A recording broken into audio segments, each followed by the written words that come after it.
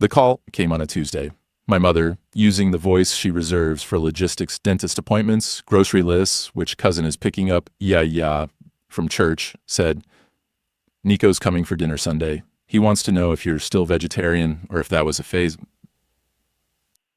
I was standing in the produce section of a Carrefour in Thessaloniki, holding a bag of clementines, and I dropped them. Not dramatically, they just slipped because my hand stopped working. What did you say? Nico, dinner, Sunday. Vegetarian or not, Eleni? I need to plan the meal. Mama. What? Nico has been missing for 8 years. The pause on her end wasn't confusion. It was irritation.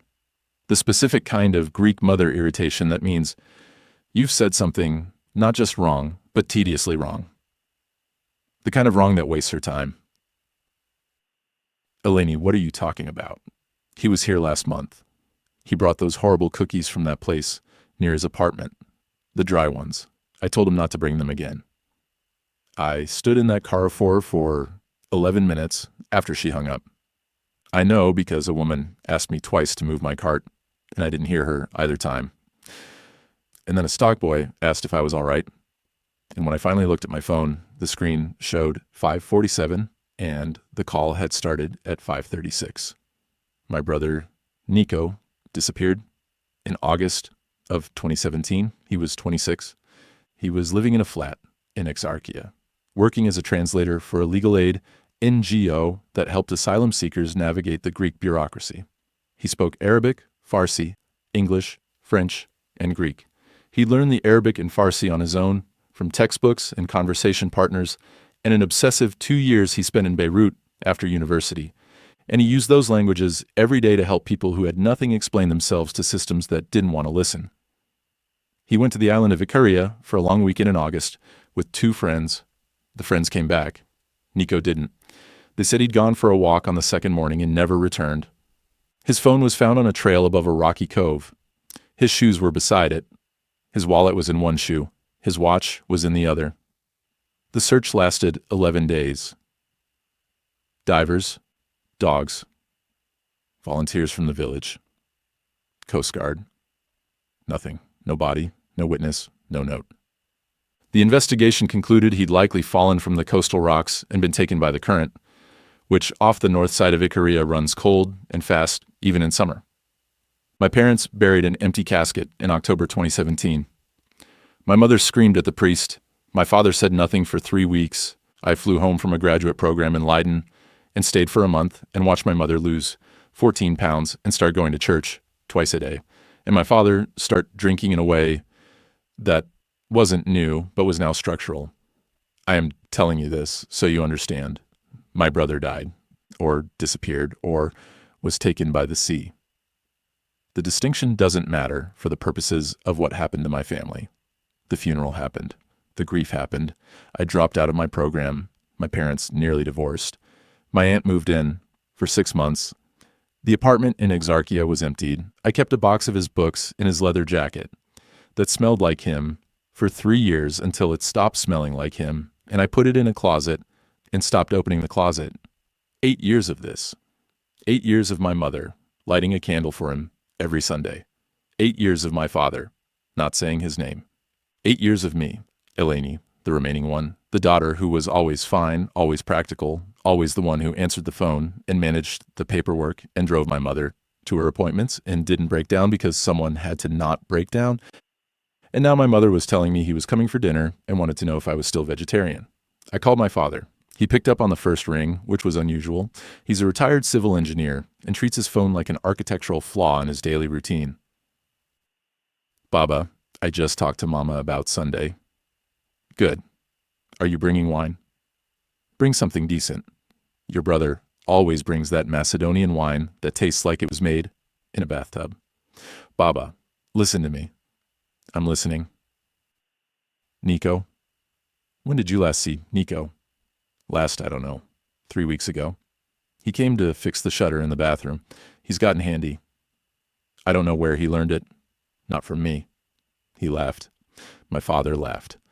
My father, who hadn't said Nico's name in my presence since 2019, laughed about him the way you laugh about someone whose minor incompetence is familiar and fond. Baba, Nico has been gone since 2017. The silence this time was different from my mother's. My mother's silence had been impatient. My father's silence was the silence of a man looking at a wall and finding a door he didn't know was there. And then the door closed, and his voice came back perfectly normal. Eleni, are you sleeping enough? You work too much? Come Sunday. It'll be good for you. I called my cousin Daphne, who had been close to Nico, who had wept at his funeral, who had gotten a tattoo of his initials on her wrist the year after he vanished. Oh, Nico? She said. Yeah, I saw him at Thanasi's name day. He was being weird about the music, like always. He only wants to play Rebetika, and everyone else wants to dance. You know how he is. Daphne, the tattoo on your wrist. What tattoo?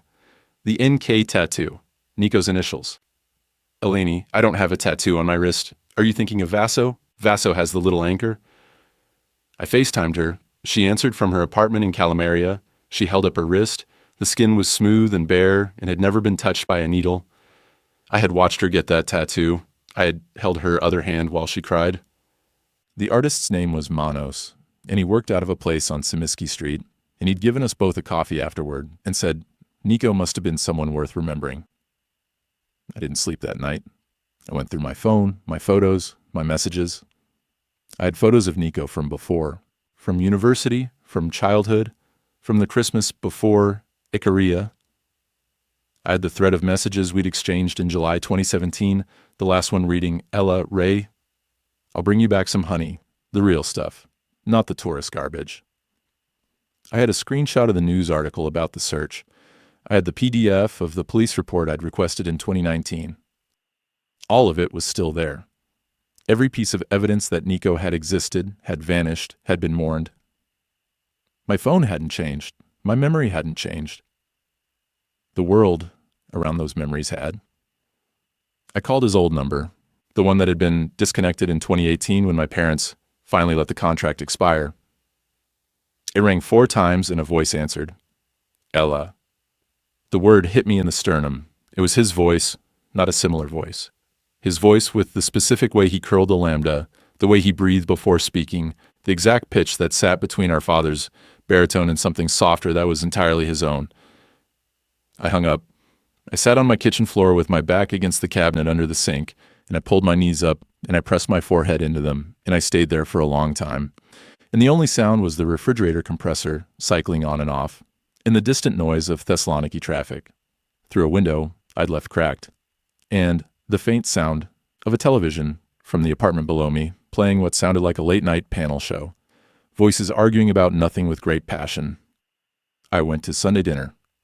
The apartment I grew up in is on the 4th floor of a 1970s polykatoikia in the Anopoli neighborhood, Upper Thessaloniki, with a view of the Thermaic Gulf, if you lean off the balcony and crane your neck past the building across the street. The elevator has never worked properly. The stairwell smells like cleaning solution and cooking oil and the specific mineral dust of old concrete, and every landing has a small window that lets in light the color of weak tea. I climbed the stairs and I stood outside the door, and I could hear voices inside. My mother, my father, and a third voice, his voice, laughing. I want to tell you I was brave. I want to tell you I walked in with clinical precision and confronted the situation with the rationality I've built my adult life around. I work as a data analyst for a logistics company. I live in spreadsheets. I build models. I find the errors in systems and I correct them. I am not a person who operates on faith or feeling. I am the person in the family who asked for the receipt. I stood outside that door for 4 minutes, and I couldn't breathe, and I couldn't knock, and I couldn't leave. My mother opened it. She was wearing the blue apron. The apartment smelled like pasticcio. Eleni, finally, come in. Nico's already here. He was sitting on the couch, the same couch from my childhood, reupholstered twice. Currently, a shade of dark green that my mother had chosen and everyone else hated. He was sitting with one leg crossed over the other, holding a glass of wine, and he looked up at me and smiled. He looked like Nico, exactly like Nico. Not like Nico would look now, at 34, with 8 years of age and living on his face. He looked like Nico at 26, the same stubble pattern, the same slight asymmetry in his eyebrows, the same scar on his left hand from a broken bottle at a concert when he was 19, the same way he held a glass by the bowl, not the stem, because he'd never cared about doing things correctly, and it had driven our mother insane at every family gathering since he was old enough to hold a drink. Elenaki, he said. Little Eleni, the diminutive only he used. I sat down across from him. My mother went back to the kitchen. My father was already at the table, arranging silverware with the precision he applied to everything, each piece equidistant. You look tired, Nico said. Are you sleeping? Not really. You should take a vacation. Come to Ikaria with me. I keep saying I'll go back. The light there is unbelievable. The room tilted, not visually. Something behind my visual field, something structural, shifted by about 2 degrees and then settled. Nico, I said, where have you been? He looked at me with what I can only describe as mild confusion. The same expression he'd make when you asked him something obvious, like whether he'd eaten or whether he knew what time it was. What do you mean? I've been here. I've been at work. Same as always? Where do you work? Eleni, what is this? At the office? Translation. Same as I've been doing. Which office? The same one, on Ignatia. You've been there. You brought me lunch last month. I had not brought him lunch last month. I had not seen my brother in 8 years. I had, last month, spent a Saturday sitting in a cafe near the place his old office used to be before the NGO lost its funding in 2019, drinking coffee and looking out the window at the street he used to walk down every morning, which is something I do sometimes, not often, maybe twice a year, when the grief comes back with a specific texture that requires me to be near the places he existed. Dinner was normal. That's the part I need you to understand. Dinner was completely, flawlessly normal. My mother served pasticcio and salad and bread, and my father complained about the olive oil. This is not Kalamata, Maria. Who sold you this? They should be arrested. And Nico ate with his left hand leading, which is something I'd forgotten he did. And he talked about a case he was working on, a family from Aleppo, and the particular difficulty of translating Syrian dialect into legal Greek. And he used specific terminology that I couldn't evaluate, but that sounded right, that sounded like him, that carried the same passion he'd always had for precision in language and justice in practice. He refilled my mother's water without being asked. He teased my father about the shutters. He asked me about my work and listened with the half-attentive, fully affectionate way he'd always listened to things that didn't interest him, nodding, asking one follow-up question, then steering the conversation somewhere warmer. It was my brother. It was entirely, completely, behaviorally, my brother. Except it couldn't be. I went to the bathroom and locked the door and looked at myself in the mirror. The same mirror from childhood, with the small crack in the lower left corner, from when Nico threw a shoe at me and missed and hit the glass, and our mother punished him by making him clean the entire apartment for a week. The crack was there. The memory was mine. The shoe was a blue Adidas sandal, and the year was 2003, and I was 10 and he was 12, and we'd been fighting about the remote control. I looked at my phone. The photos were still there. The police report was still there. The news article was still there. The messages ending in, "I'll bring you back some honey," were still there. I went back out and sat through dessert and watched my brother eat galacta bureko and complain about the syrup being too sweet, which he'd always done, and I laughed at something he said because it was genuinely funny, and the laugh came out of me before I could stop it. And for about 4 seconds I was just a woman laughing at her brother's joke at her parents' table, and those 4 seconds were the most terrifying part of the evening. Because for those 4 seconds I forgot. Not forgot. He'd been gone. Forgot that anything was wrong at all. I drove home. I pulled over twice, once to vomit, once to sit with the engine running and the radio off and stare at the streetlights reflecting on the wet road. It had rained while we were eating. And try to assemble what I knew into something that had a shape. What I knew. Nico was gone. The world said Nico had never left. The evidence on my phone confirmed my memory. The evidence of everyone else's behavior confirmed theirs. These two things could not both be true, but they were both happening. The next morning, I went to the building on Ignatia Street where Nico's NGO had operated. The building was there. The street-level entrance was there. The buzzer panel beside the door listed tenants for each floor. Third floor, Metafrasi di Caillou. Legal Translation Services. That was the name. That was the exact name of the organization he'd worked for. The one that had closed in 2019, after losing EU funding. The one whose office I'd helped empty, carrying boxes of legal files to a storage unit in Evosmos, while Nico's former boss, a woman named Rula, wept in the hallway and said the families they'd been helping would now have no voice in the system at all. I pressed the buzzer. A woman answered, a young voice, professional. Metafrasi di Caillou. How can I help you? I'm looking for Nico. Nico Angelides. Nico's not in yet. He usually arrives around 10. Can I take a message? It was 9:22. I said no. I walked across the street to a cafe I'd never been to, and I sat by the window, and I ordered a coffee I didn't drink, and I watched the entrance to the building. At 9:58, he walked up the street. Leather jacket, not the one in my closet, but similar, same style, same color. Messenger bag over one shoulder. Hair slightly too long, the way he'd always worn it, because he forgot about haircuts until someone reminded him. He walked the way Nico walks. Long stride, left shoulder slightly forward, a kind of purposeful looseness that made him look like he was always heading somewhere interesting, even when he was going to buy cigarettes. He stopped at the door, dug in his jacket pocket for keys, found them, unlocked the door, and went inside. I sat in that cafe for 3 hours. I watched people enter and leave the building. I watched the windows of the third floor. At one point, a figure moved past the window, and I couldn't tell if it was him. At 1:15, he came out, walked to a sandwich place on the corner, bought something, and went back in. At 4:40, he left for the day, walking north toward Camara, which was the direction of his old apartment in Exarchia. I didn't follow him. I wasn't ready. I went home and opened my laptop and searched for Metafrasi di Caillou. The website existed. It had a staff page. Nico was on it. His photo, the same photo I remembered from the original site, the one taken in 2016 at a fundraising event.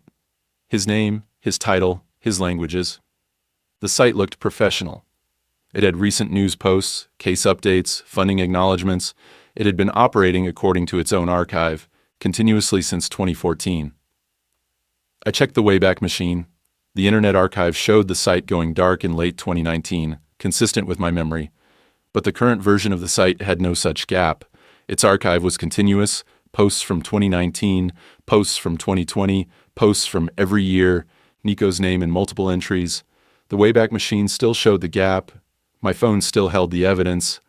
But the living web, the real, current, inhabited version of the Internet that everyone else was using had been rewritten. I need to tell you about the photograph, because this is where I started to feel something different from fear. On Wednesday, I went to my parents' apartment while they were out. I still have a key. The apartment was the same, the hallway, the kitchen, the living room with the green couch, the small shrine my mother kept on a shelf near the front door, icons of the Panagia, St. Nicholas, a candle she lit every day. In my memory, that shrine had included a framed photo of Nico from his university graduation. Blue robe, square hat, holding the diploma with both hands, grinning. After his disappearance, my mother had placed that photo on the shrine, and it had stayed there for 8 years, the glass slowly developing a fine layer of candle soot that she cleaned every Sunday. The photo was not on the shrine. I looked everywhere. The shelves, the drawers, the boxes in the hallway closet where my mother kept family albums. I found the albums. I opened them. Nico was in every photograph he should have been in. Every birthday, every Easter, every school event. But they were wrong. Not obviously. Not in a way that screamed manipulation. Wrong in a way that took me 20 minutes to identify. In every photograph, Nico was 26. The same 26-year-old face, the same stubble, the same bone structure, placed into photographs from 2018, 2019, 2020, 2021, 2022, 2023, 2024, 2025. family gatherings I'd attended, and I knew I'd attended them. I recognized the other faces, the locations, the seasonal details, but now Nico was in them, sitting at the table, standing by the grill, holding a glass, wearing clothes I didn't recognize, looking exactly as he'd looked the summer he went to Ikaria and didn't come back. Not aging. Everyone else aged. My mother's hair got grayer. My father's face got thinner. My own face changed, year by year, in the way faces do. But Nico, at Easter 2022, was identical to Nico at Christmas. 2019 was identical to Nico at a summer barbecue labeled 2024. The same 26-year-old face. The same exact face. I put the albums back. I left the apartment. I sat on the stairs between the third and fourth floors, and I pressed my back against the cool concrete wall, and I breathed, and I counted, and I did not cry because I needed to think more than I needed to feel. Here's what I did next, and I need you to understand why. I went to Ikaria.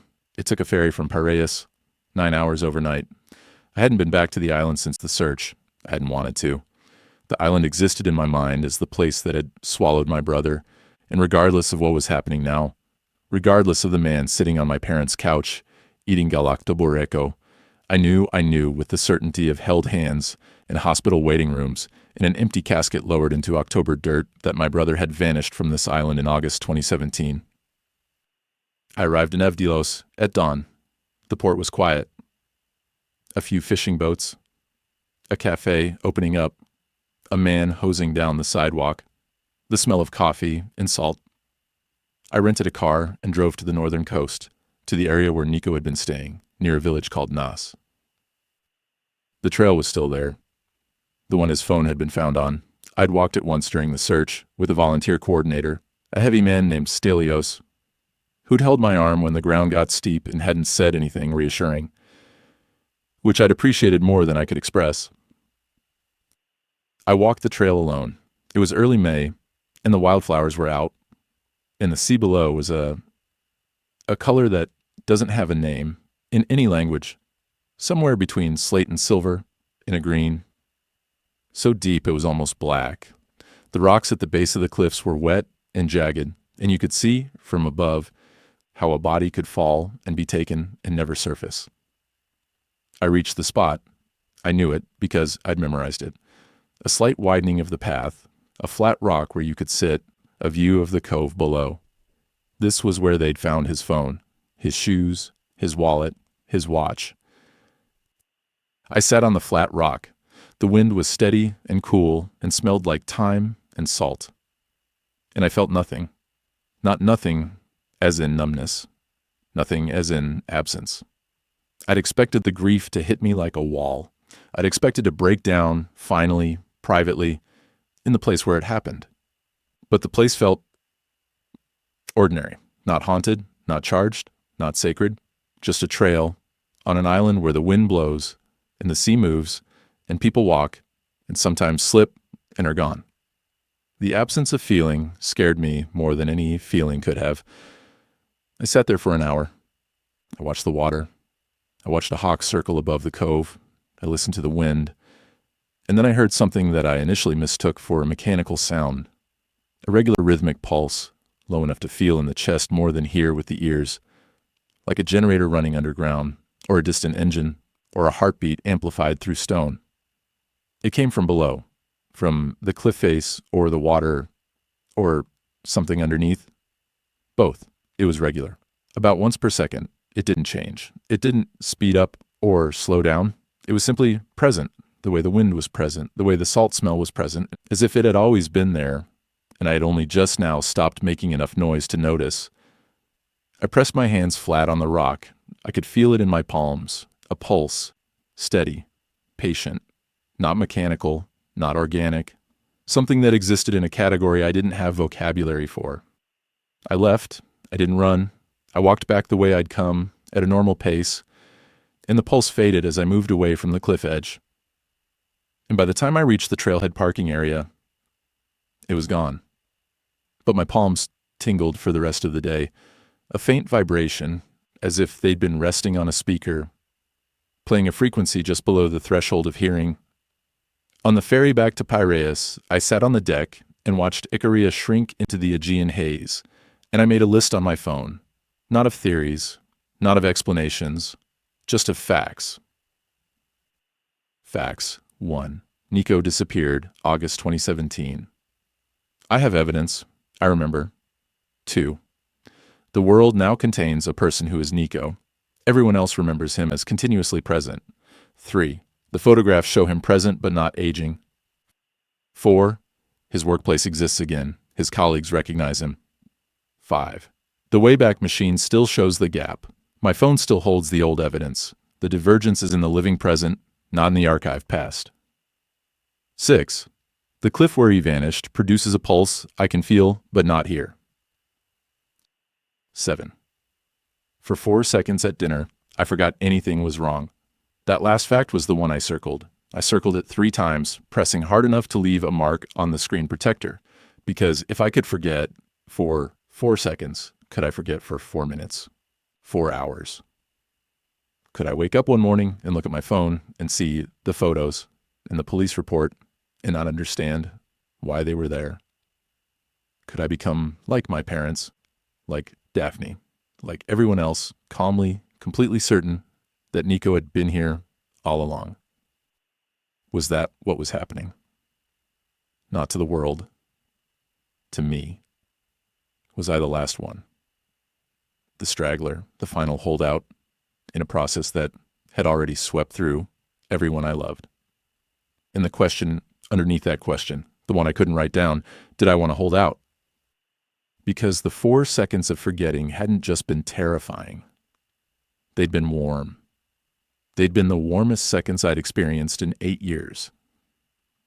The specific warmth of having a brother, of being the remaining one no longer, of laughing at his joke, and not carrying the weight of his absence for the first time since I was 25 years old. I got back to Thessaloniki on a Thursday night, and I did what I do when I don't know how to feel. I went to work, I opened my models, I ran my numbers. I processed shipping data and found variance in container weights and flagged anomalies for the operations team, and I was good at it, and it was clean, and it meant nothing.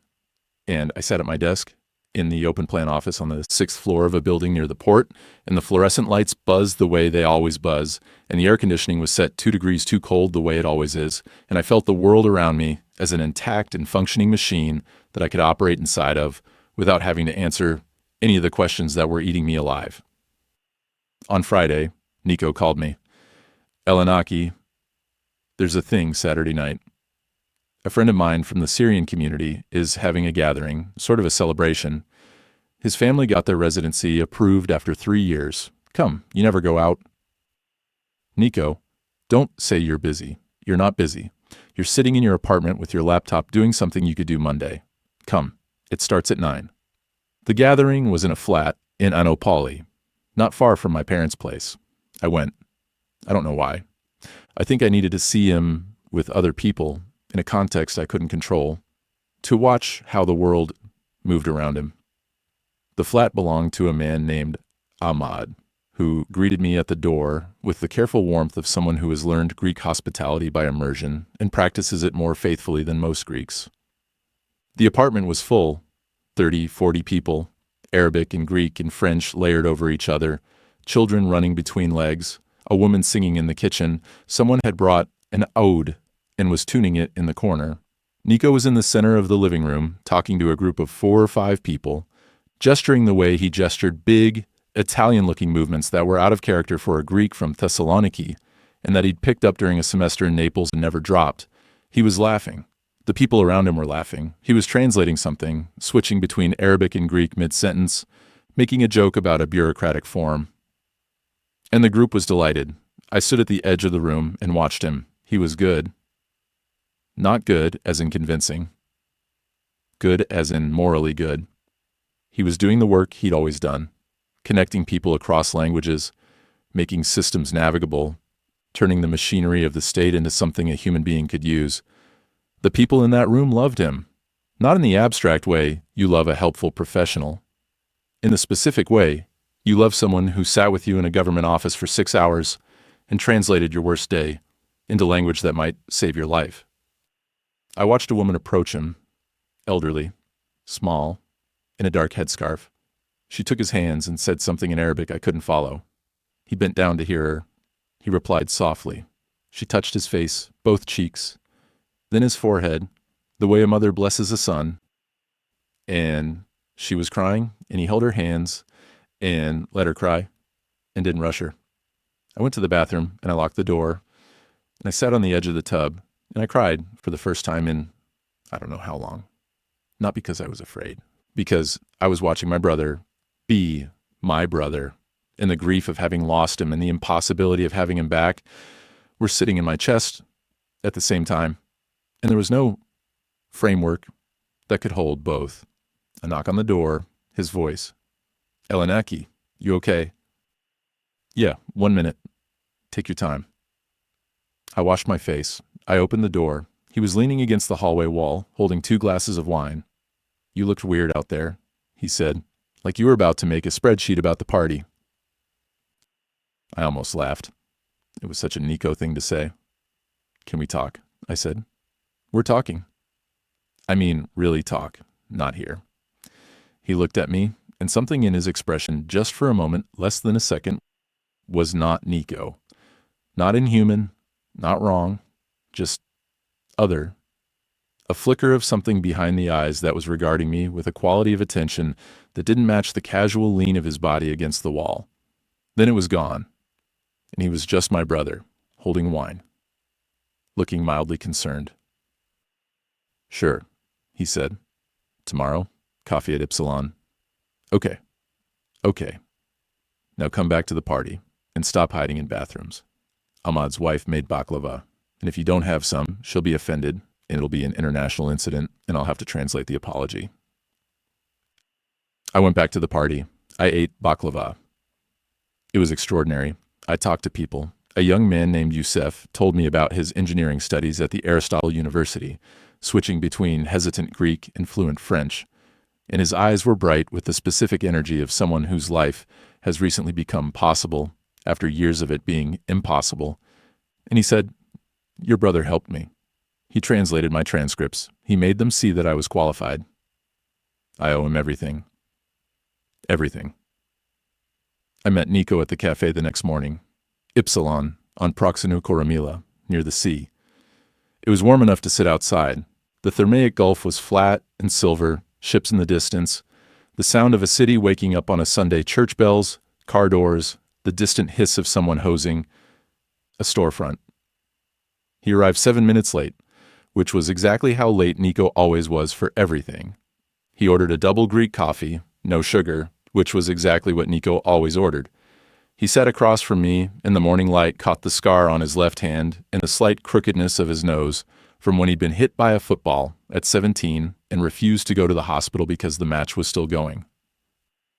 "So," he said, "what's wrong?" "I need to ask you something, and I need you to really answer." "Okay.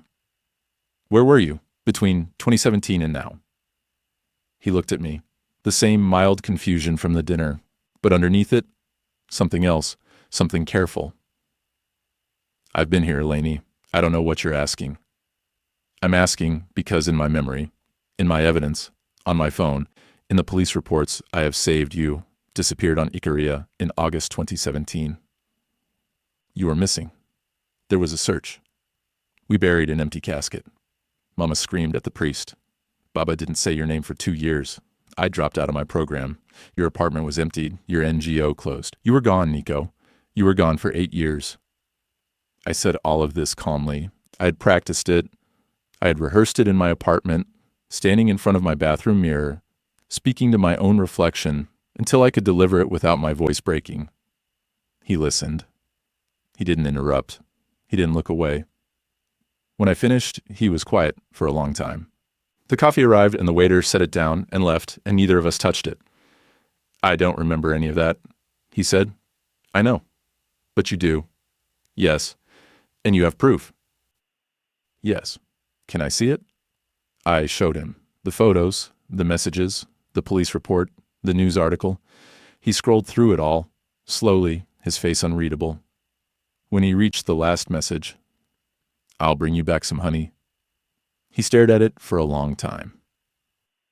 "That's my phone number," he said. "Your old one. The one that was disconnected. Except it wasn't disconnected when I called it last week. You answered. I remember you calling. I thought you were just calling to chat." "Nico, do you remember Ikaria?" "Of course. I go every year. I love it there." "Do you remember going in 2017 with Vasilis and Petros?" "Yeah, it was a great trip." "Do you remember the walk?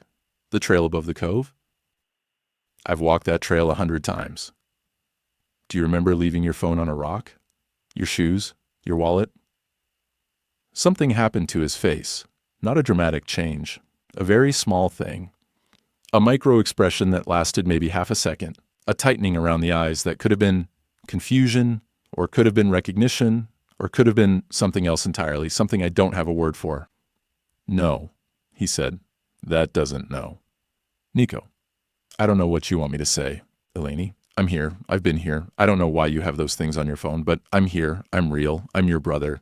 I was at dinner last week eating Mama's terrible pastizio. It wasn't terrible. It was dry. It's always dry. She uses too little bechamel. I've told her 1,000 times." And we both almost smiled, because that was true. The pastizio was always slightly dry. And the argument about bechamel was an argument that predated my consciousness. An argument that existed in the foundational layer of our family's operating system. And the fact that he knew it, the fact that his memory of our family's minor, ongoing, loving disputes was perfect and detailed and warm, made it harder, not easier, to maintain the wall between what I knew and what he was. I asked him one more thing. "Your hand, the scar, how did you get it?" "Broken bottle, that Villagers concert in 2014. Some drunk guy was dancing and knocked a beer out of someone's hand and the glass shattered and I caught a piece. You were there. You made me go to the first aid tent and you were furious because I was bleeding on your jacket." Everything correct. Every detail. Including details I'd nearly forgotten: the first aid tent, the jacket. He knew things that required having been there, having lived them, having experienced them from inside a body that felt pain and registered memory and existed in continuous time. "Nico, I need you to look at me." He looked at me. "Are you my brother?" The question hung in the morning air between us, above the coffee cups, in the sound of the Gulf lapping against the promenade, in the bells of a church whose name I couldn't remember, in the cry of a single gull passing overhead. "Yes," he said. He said it simply, without defensiveness, without performance, with the specific weight of someone telling a truth that they know is insufficient, but that is, nonetheless, true. I believed him, and I didn't believe him. And both of those states existed simultaneously in my chest, and neither one won. Over the next 3 weeks, I conducted what I can only describe as a parallel investigation. One track rational, one track social. On the rational track, I documented everything. I saved offline copies of all my evidence. I checked the Wayback Machine regularly. I searched academic databases for cases of collective false memory, folie à deux, scaled to an entire social network, any psychological framework that could explain a shared delusion of this precision and consistency. I found nothing that fit. Shared delusions require proximity and emotional contagion. This wasn't a few people. This was everyone. My parents, my cousins, his colleagues, the Syrian families he'd helped. The woman at the cafe who remembered his coffee order, the landlord of his apartment building in Exarchia who'd been renting to him, according to his records, without interruption since 2016. On the social track, I spent time with him. I watched him work. I sat in on a consultation he did with a family, a mother, and 3 children from Homs, navigating a family reunification application, and watched him translate not just language but tone, softening the bureaucratic Greek into something the mother could hear without flinching, and adding to the Arabic a formality that gave her words the weight the system required. He was brilliant at it. He was doing the thing he'd been born to do. I went to his apartment, the same building in Exarchia, same flat, 3rd floor, the one I'd helped empty in 2018. It was lived in. Books everywhere, Arabic dictionaries, legal texts, poetry in 4 languages. A framed photo on the wall of him and me at age 12 and 10. At the beach, squinting into the sun, a kitchen that smelled like coffee and cumin, a window that looked out onto the anarchist murals of Exarchia's walls, and on the sill, a small plant basil that was healthy and green and had clearly been tended for months. I sat in his apartment and drank his coffee and listened to him talk about the asylum system, about the people falling through its cracks, about a new policy directive from Brussels that might help or might just add another layer of paperwork. And I thought, if this is not my brother, then whatever it is chosen to do what my brother would have done with a life, which is help people. And if this is my brother, then something I don't understand has returned him to the world, and in either case, the world is better for his presence in it. That thought scared me more than anything else, because it's the thought that makes you stop asking questions. I went back to Ikaria in June. I didn't tell anyone. I took a Friday off work and caught the ferry Thursday night. I arrived at dawn again. I drove to the trail. I walked to the flat rock. The pulse was there, steady, once per second, in my palms before I even sat down, as if it had been waiting. I sat on the rock for 2 hours. I didn't bring instruments. I didn't bring a phone. I brought nothing. I just sat and felt the pulse in my hands and listened to the sea and the wind and the distant sound of goats on the hillside above. At some point, I don't know when, I'd lost track of time. I noticed that the pulse had changed, not in frequency, in location. It had moved from my palms to my wrists, then to my forearms. By the time I registered this, it was in my chest, a second heartbeat sitting beside my own, slightly slower, perfectly steady. I stood up. The pulse came with me. It stayed in my chest as I walked back down the trail. It stayed as I drove to Evdilos. It stayed as I sat in a cafe and ordered lunch I didn't eat. It dimmed on the ferry, fading gradually as the island shrank behind me, and by the time I reached Piraeus, it was barely perceptible. A ghost of a sensation, a memory of a rhythm. But it didn't disappear entirely.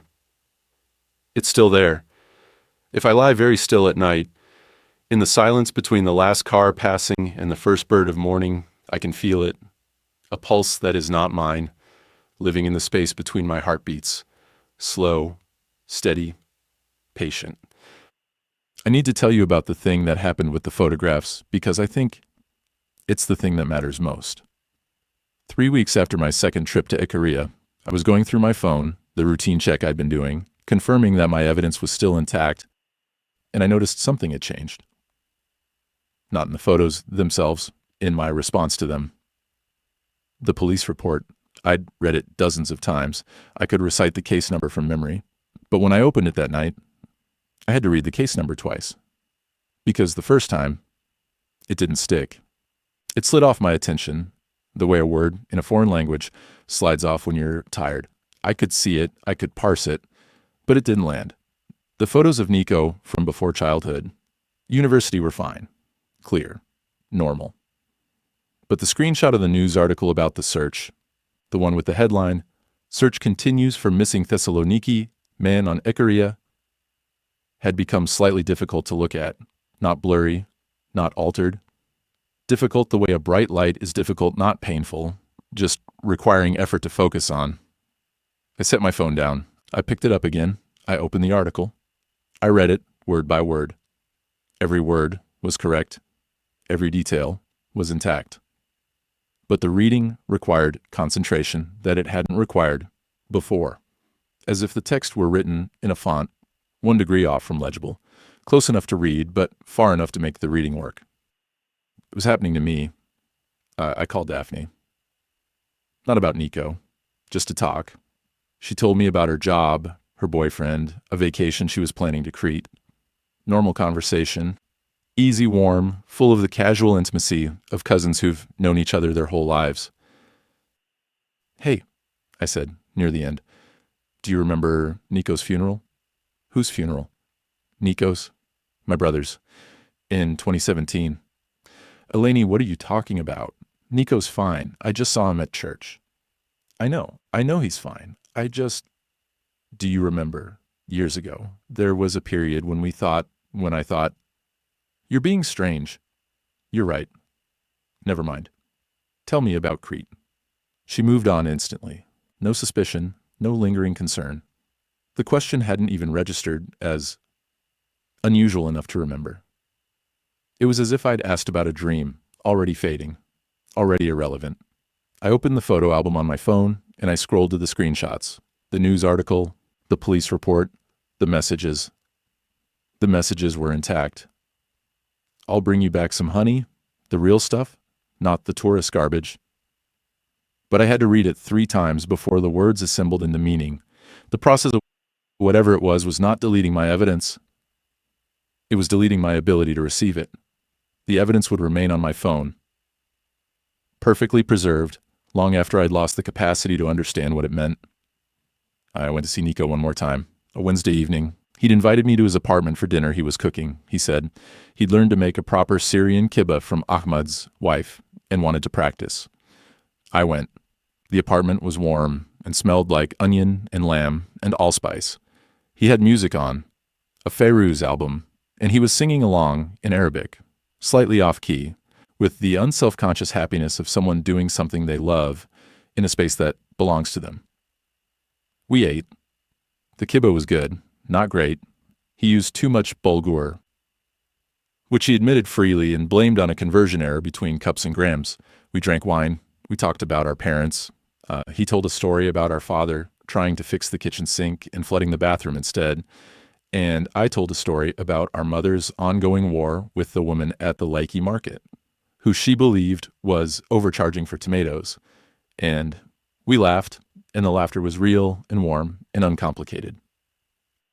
After dinner, he made coffee, and we sat on a small balcony and looked out at Exarchia at night, the sound of a motorcycle.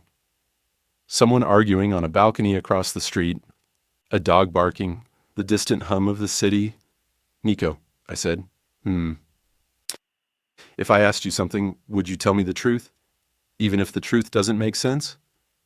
He was quiet for a moment. I always tell you the truth. What happened on Ikaria? In 2017, on the trail, he held his coffee cup in both hands. He looked out at the street. The motorcycle had passed. The argument had faded. The dog was still barking, farther away now. I went for a walk, he said. I found a place on the cliff where you could sit and see the whole cove. The water was, I don't know how to describe it. It was the most beautiful thing I'd ever seen. I sat down, I listened, and then I wasn't there anymore. Not in a way I can explain. I wasn't asleep. I wasn't unconscious. I was just elsewhere. And the elsewhere was like being inside something very large and very quiet that had been there for a very long time. And it was looking at me, not with eyes, with attention, like the way the ocean looks at the shore, not with intention, but with presence. And it knew me, not my name, not my history. It knew the shape of me, the pattern, and it held that pattern for a while, a long while, and then it put me back. He said all of this calmly, the way he said everything, the way he'd always said things directly, without drama, with the precise language of a translator who understood that words were tools and the job was to find the right ones. Put you back, I said. Yes. When? I don't know. I don't experience a gap.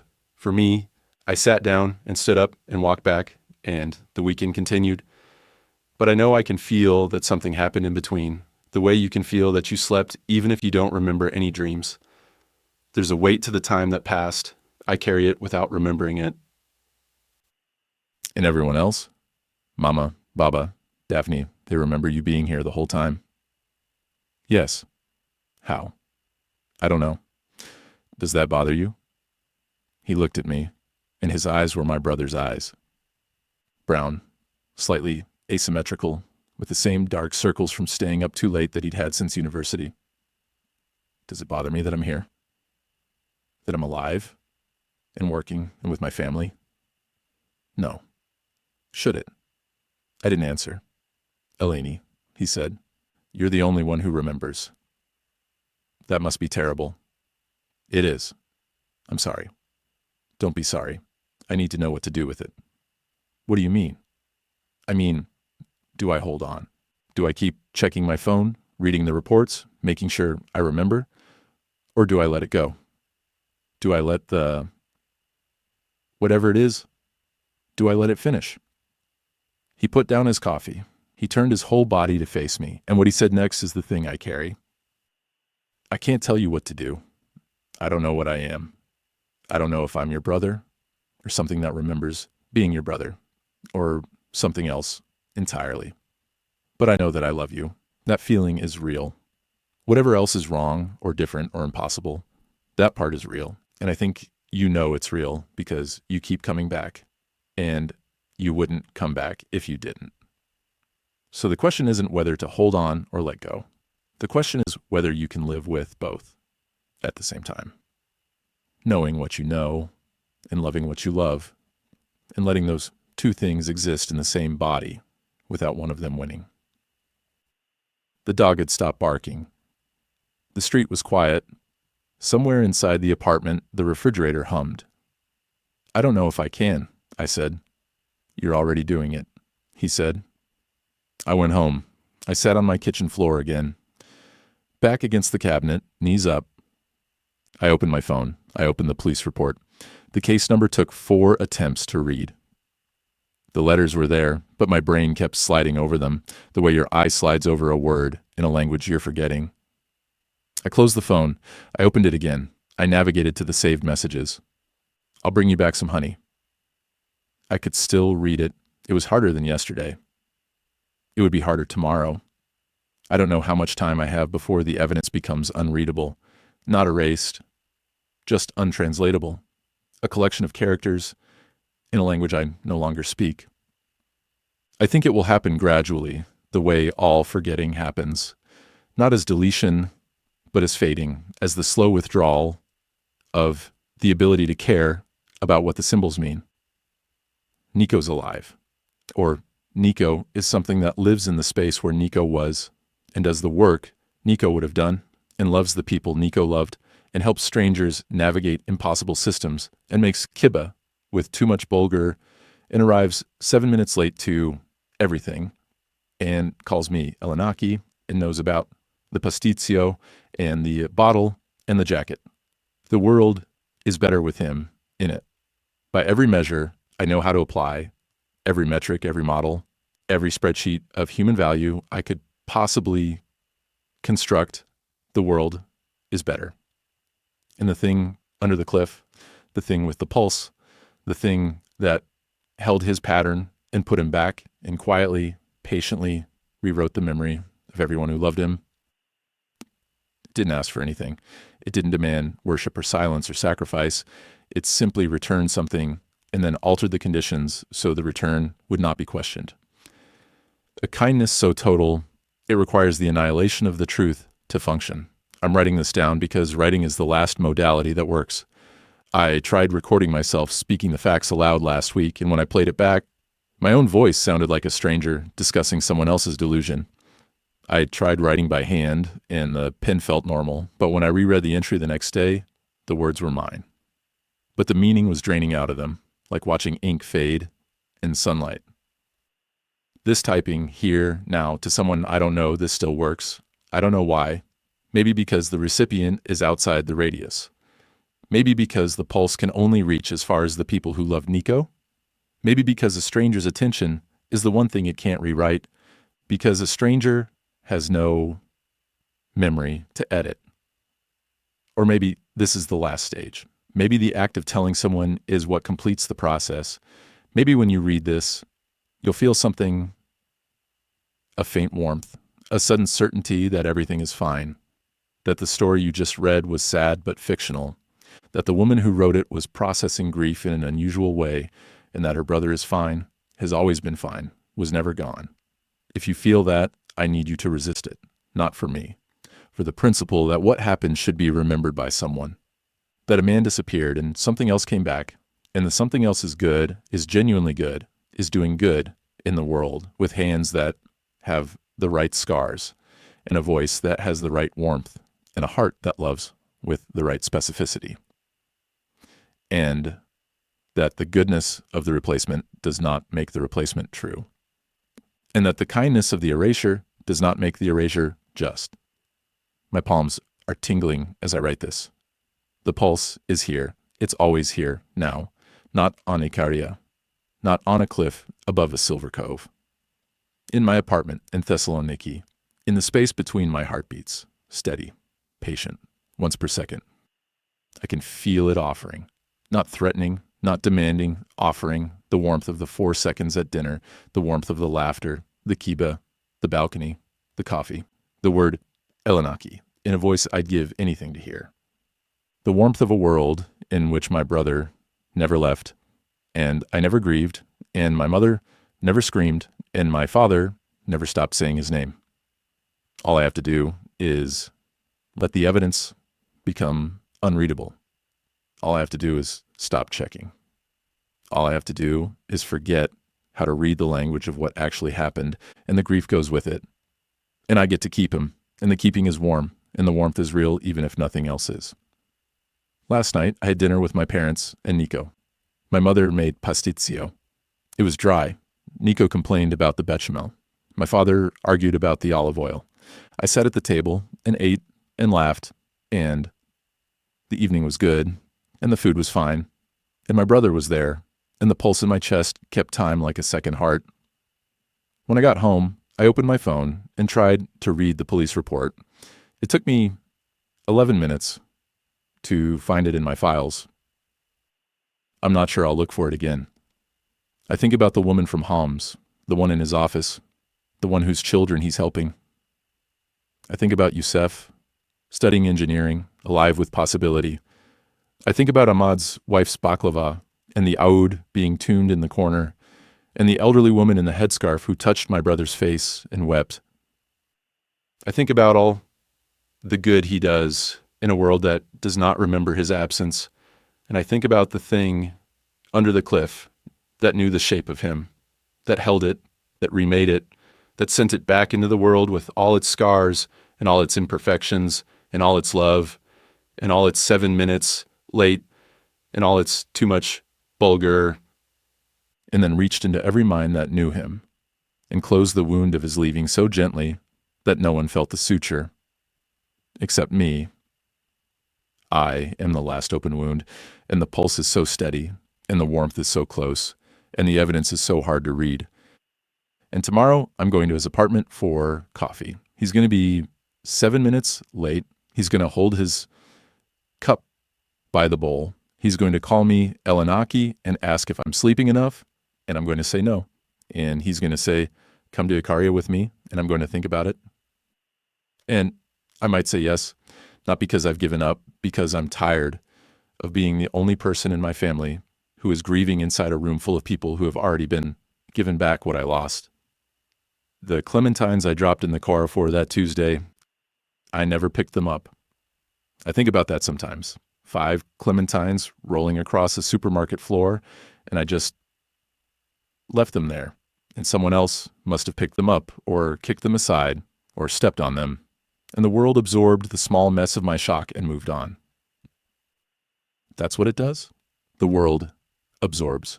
The world moves on. The world does not require your participation in the truth in order to continue functioning. The pulse is here. The pulse is warm.